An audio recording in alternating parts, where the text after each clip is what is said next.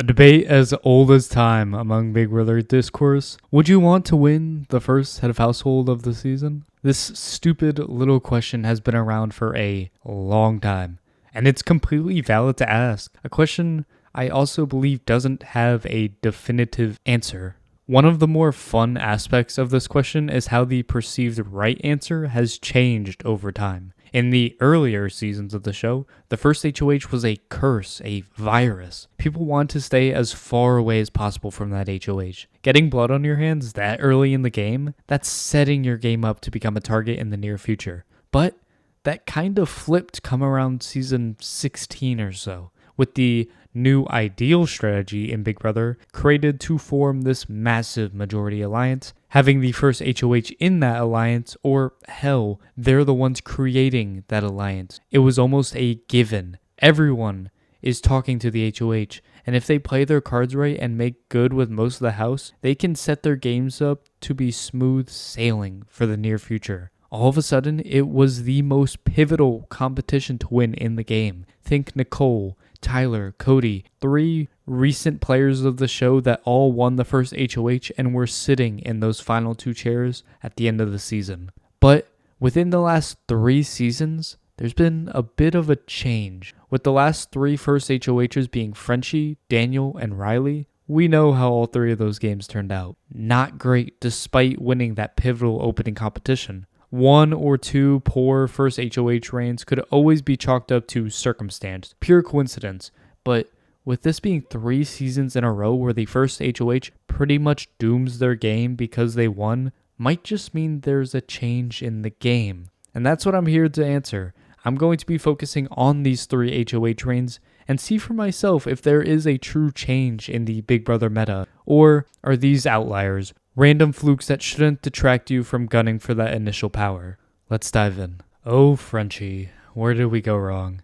I'm not here to break down the entirety of these players' HOHs or games. I'm just going to mention the aspects that are most important to determining what factors led to this player's demise. Unfortunately for Frenchie, there's a lot to unpack. First of all, Frenchie is very messy, with his initial talk of not wanting to nominate the woman and not wanting to nominate any POC being instantly thrown out the window when, you guessed it, he nominated a woman and a POC. But that's not where his faults end. The ideal strategy is to make that majority alliance with people you feel best about moving forward, so that way you have some protection and are able to move forward in the game building up all of your relationships. And would you look at that? Frenchie did just that, creating the majority 8-person alliance called the Slaughterhouse, even having a core alliance within that alliance. The only issue?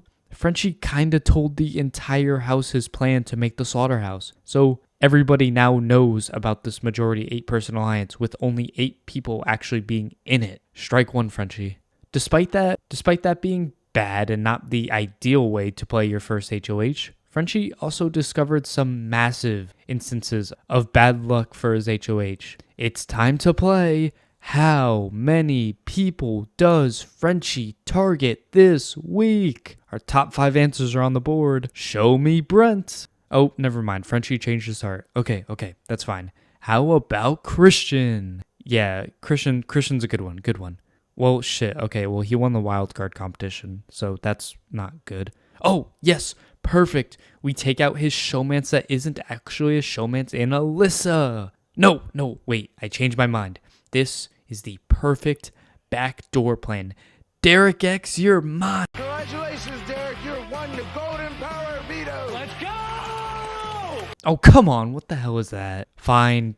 Congratulations, Travis. Come on down. You're Frenchie's consolation prize. But the unlucky streak doesn't end there. Despite all of this stuff that happens this week, Frenchie actually isn't the number 1 target for everyone going into week 2. He has some people that actually feel like there are bigger fish to fry, so Frenchie should be fine. The only issue? Kyland wins HOH.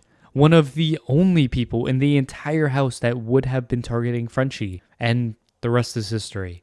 Now, time to determine what that means for winning the first HOH. I do genuinely believe this is an anomaly to the trend. At this point in season 23, it is still a really good thing to win the first HOH. I just think Frenchie played the idea of creating a power structure really poorly and added a lot of bad luck on top of that to create the Frenchie Sunday that led to him getting booted the very next week. I don't want to talk about this clown, but for the video's sake, I have to. Daniel Durston took the first HOH in BB24. Luckily, there isn't that much to break down because I think this first HOH was the Frenchie effect. Fresh off watching BB23, Daniel saw all of what Frenchie did and decided he was going to do the exact opposite. Can't overplay if he doesn't play at all, so he decided to wait. Not jumping the gun on making deals and finding his people, he found his person, Nicole, and then called it a week. Now, let me explain why that was moronic of Daniel. He saw Frenchie flame out and said, "That's not going to happen to me. I'm not going to overplay my hand." The biggest misconception that a lot of people have, I don't think that Frenchie overplayed. Was he sloppy? Yes. Did he get voted out the very next week? Yes. But that's not in direct correlation to him quote-unquote overplaying. I think the idea of the slaughterhouse and the creation of the slaughterhouse was good. Frenchie had people that wanted to play the game moving forward with him. The name of the game is numbers. It just so happened that the person who won HOH the next week was one of the few that was gonna target Frenchie. That didn't speak to the allies Frenchie actually did have. Now Daniel's issue is widened. Nobody went up to him and made the deals and alliances he was expecting because he just sat on his ass all week and just connected with Nicole. That's it. So while Frenchie went into week 2 with some friends and some enemies, Daniel went into week 2 with one single friend. Not exactly an ideal setup for wannabe Elvis. While I do believe that based on who Daniel is as a player, winning the first HOH was not great for his game. I do not believe that discredits the power the first HOH can generate. This, more like the Frenchie instance, is deemed as very poor usage of the first HOH instead of the first HOH in itself being bad.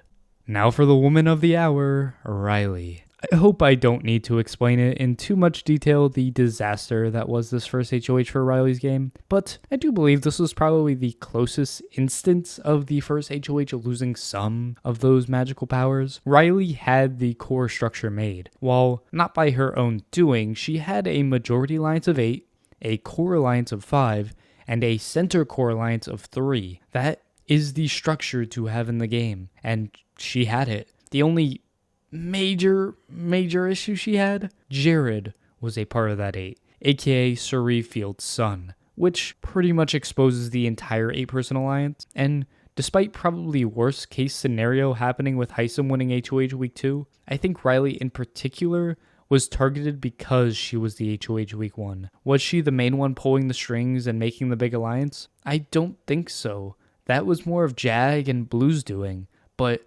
Riley took the initial fall, and that's just kind of how the cookie crumbles. A couple of unlucky comp outcomes later, and Riley is walking out the door. But again, is that due to poor gameplay, or is that the idea of the first HOH? And here is my official answer. I think it's a complete cop-out for me to make this video idea and just tell you guys, well, the first HOH is good, it's just these players were bad. I genuinely believe we are past that. With the way casting is, the way the game has changed, and the way people's strategies and mindsets have changed, I do think the first HOH debate has changed with that. We have seen overwhelming success with the first HOH, and we have seen overwhelming failures with the first HOH. There is a fine line you have to walk when becoming the first HOH, and that takes looking into yourself and your capabilities. If you are cast onto BB26 and beyond, should you try to win the first HOH?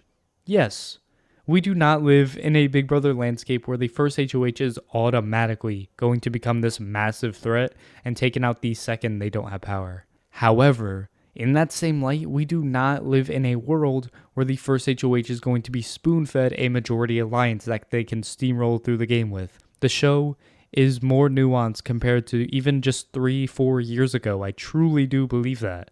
So my final take is that I do not believe that there is an advantage significant enough at this point in the game that gives the first HOH such a commanding boost in the game of Big Brother. Should you try and gun for the first HOH for that initial power? Hell yeah, go for it. But I'm not here to shun anybody who wants to throw the first HOH at the same time, where in years past, I think I would have. The game is changing, and I think for the better. And that's all I'm trying to get across in this video.